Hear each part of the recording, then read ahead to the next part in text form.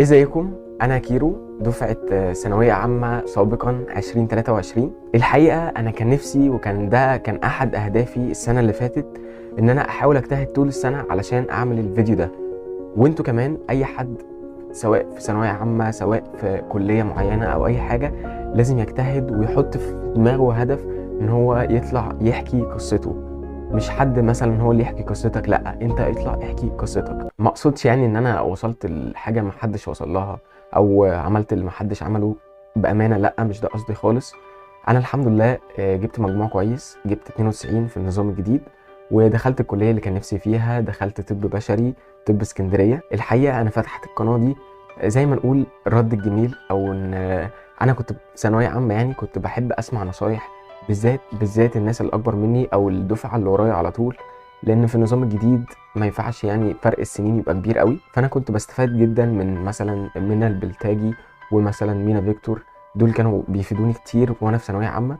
فحبيت ان انا كمان افتح قناه مش ادي نصايح، لا ادردش مع الدفعه اللي بعدي شبه ثانويه عامه مثلا 24 واي ثانويه عامه يعني، او اي حد بيذاكر او عايز ينظم وقته.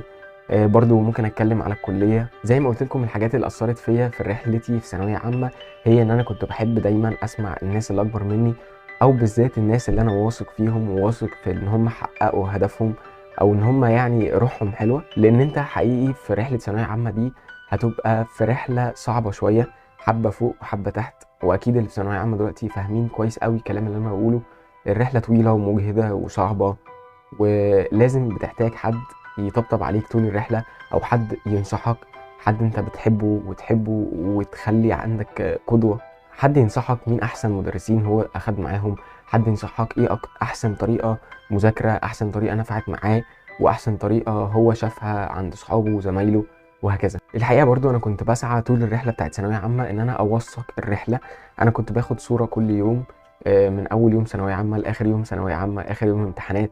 وكنت باخد كمان فيديوهات، يعني فيديو بداية كل شهر أو نهاية كل شهر كنت باخد فيديو أقول حالتي النفسية وحالتي الدراسية، إيه مراكم كام درس، حالتي دلوقتي عاملة إزاي وكده، علشان أفيد الدفعة اللي ورايا. والحقيقة الفيديوهات دي والصور دي كلها لسه معايا، وحابب إن أنا أشاركها معاكم خلال القناة دي. القناة دي هتبقى بسيطة جدا، هدي فيها زي ما يقولوا نصايح أو دردشة زي ما قلت مع إخواتي وصحابي سواء أصغر مني، سواء حد في كليتي مثلا طب بشري او في اي كليه، اي حد بيحب المذاكره، اي حد كبير حد صغير، فالقناه دي هتبقى مناسبه. في النهايه انا حابب اديكم نصيحه ذهبيه تحطوها في ودنكم لو حابين تمشوا عليها وهتجيبوا باذن الله مجموع كويس في ثانويه عامه. ثانويه عامه سنه طويله وسنه مرهقه، بس انت هتحاول طول السنه ان انت تدرب نفسك على الامتحانات، تدرب نفسك على الضغط بتاع الامتحانات، بالذات الشوامل بتاعت المدرسين. والنصيحه هي ان انت تقلل نسبه اخطائك. الحقيقه ثانويه عامه عكس الناس المتوقعاه، انت كده كده هتنقص. النظام الجديد بنسبه كبيره قوي انت كده كده هتنقص، بس انت وشطارتك ان انت تحاول طول السنه ان انت تقلل الرينج اللي انت بتنقص فيه، تدي نفسك مساحه ان انا ممكن انقص في مثلا الكيمياء مثلا، ممكن انقص 9 درجات، ممكن انقص 5 درجات، وتفر هدفك كان ايه هو، بس انا هنقص كده وبرضه هدخل الكليه اللي انا نفسي فيها وهحقق حلمي. فانت طول السنه انت كده كده هتنقص. دي نصيحه من حد كان في ثانويه عامه السنه اللي فاتت، الدفعه اللي قبلك. ما تحطش في دماغك هدف ان انت لازم تقفل كل المواد، تقفل كل حاجه، لان ده هيبقى ضغط على الفاضي. لا، انت تحاول كل شويه. امتحان ده مثلا الامتحان الاول انا جبت مثلا 40 من 60 عادي، الامتحان اللي وراه هجيب 42، الامتحان اللي وراه هجيب 45.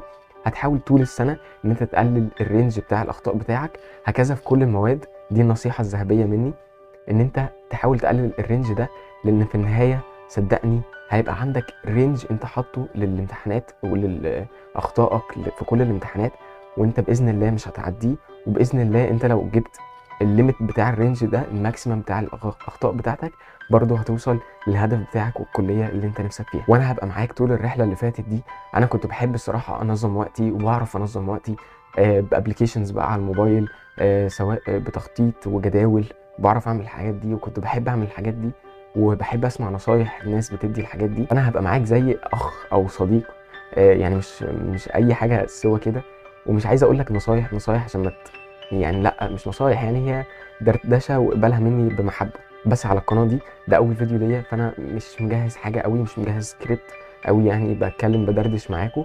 بس ما تنسوش تعملوا سبسكرايب ولايك للفيديو لو عجبكم، وبس تشتركوا في القناه بس علشان مش هتلاقوني تاني، لان هي قناه جديده فهتعوم وسط القنوات. بس كده، اشوفكم الفيديو الجاي، اشوفكم احسن ناس في الدنيا. باي باي.